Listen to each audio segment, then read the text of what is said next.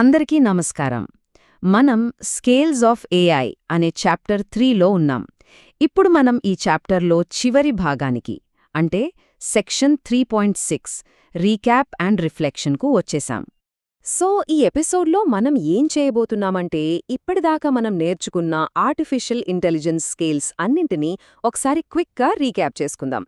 ఆ తర్వాత వాటి గురించి కొన్ని ఇంట్రెస్టింగ్ విషయాలు ఆలోచిద్దాం.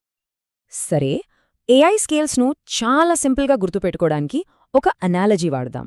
అదేంటంటే ఒక కొండ ఎక్కడం లాంటిది. మనం దీన్ని ద 4-స్టెప్ క్లైంబ్ అని పిలుద్దాం.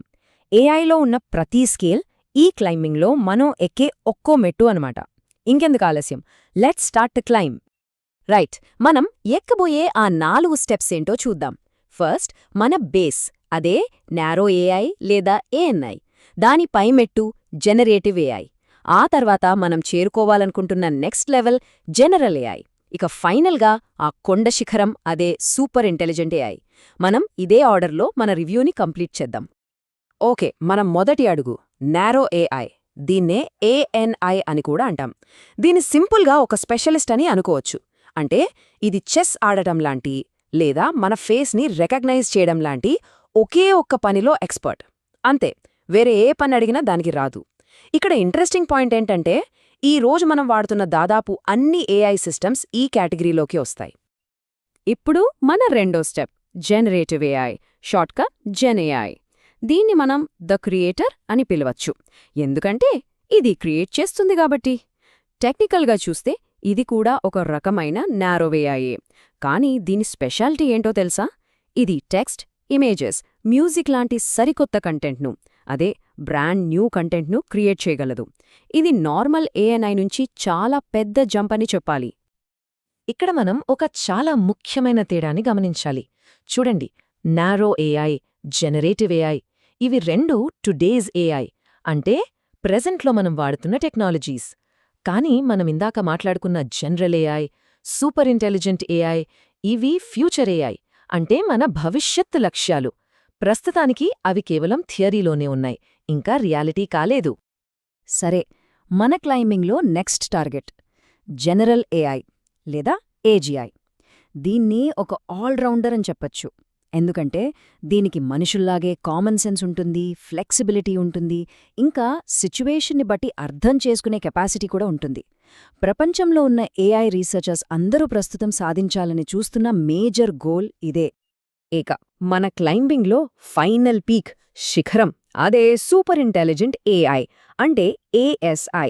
ఇది ప్రస్తుతానికి పూర్తిగా థియోరిటికల్ కాన్సెప్ట్ మాత్రమే. దీన్ని ఒక జీనియస్ అని ఊహించుకోవచ్చు. దీని ఇంటెలిజెన్స్ అనేది మన హ్యూమన్ ఇంటెలిజెన్స్ కంటే కొన్ని వేల, లక్షల రెట్లు ఎక్కువగా ఉంటుంది. వినడానికేదో సైన్స్ ఫిక్షన్ సినిమా స్టోరీలా ఉంది కదా, కానీ ప్రపంచంలోని టాప్ ఎక్స్పర్ట్స్ దీని గురించి చాలా సీరియస్గా డిస్కస్ చేస్తున్నారు. ఓకే, సో మనం ఆ 4 స్టెప్స్ ఎక్కేశాం. ఇప్పుడు పైకి వచ్చాక the view from the top ఎలా ఉందో చూద్దాం. అంటే ఇప్పటిదాకా మనం నేర్చుకున్న విషయాల మీద కొంచెం ఆలోచించే టైం అన్నమాట.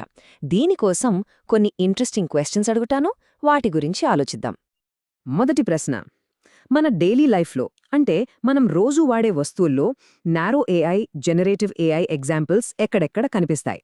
ఒక్కసారి ఆలోచించండి. మన ఫోన్లో ఉండే వాయిస్ అసిస్టెంట్స్, మనం వాడే గూగుల్ మ్యాప్స్, ఆన్లైన్లో వాడే ట్రాన్స్లేటర్స్, ఇవన్నీ పక్కా నారో ఏఐ ఎగ్జాంపుల్స్. ఇకపోతే చాట్జీపీటీ లాంటి చాట్బాట్స్ గానీ, మిడ్జర్నీ లాంటి ఇమేజ్ జనరేటర్స్ గానీ, ఇవన్నీ జనరేటివ్ ఏఐ కేటగిరీలోకి వస్తాయి. ఇక రెండో ప్రశ్న, ఇది ఇప్పుడు చాలా పెద్ద డిబేట్.